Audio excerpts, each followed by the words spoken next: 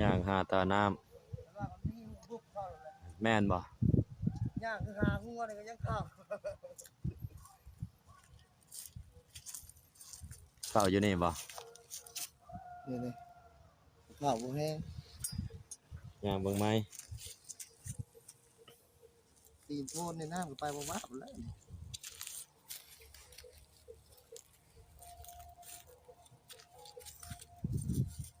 น้ำคุมนี่เป็น น้ำกลุ่มอีกล่ะ นี่มาได้เขาเนี่ยนี่ เป็นน้ำจุดเดียว อ่า โอเค นี่ของเขาเนี่ย อืมเอาดูทางนี้ ของเขาเนี่ยก็ได้เอาบางเดียวนี่ตีนโพนซ้ำว่าไปบ่ว่าไปจักกันนี่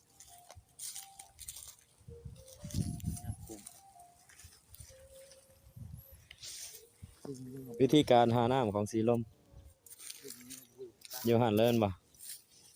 เดี๋ยวว่าได้จุดๆนี่เนาะ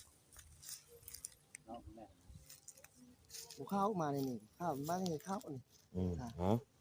เดี๋ยวว่าได้จุดๆนี่สีลมว่าประสบการณ์ ยาเพิ่งอีกด้วยตื่น ประสบการณ์มา10 ปีสีลมว่ามั่นใจว่าอยู่นี่ได้ทีมงานฝีมือคุณภาพเยี่ยม แห้งครับ แห้งคักโอเคแห้งคักกับแห้งคักเอานี่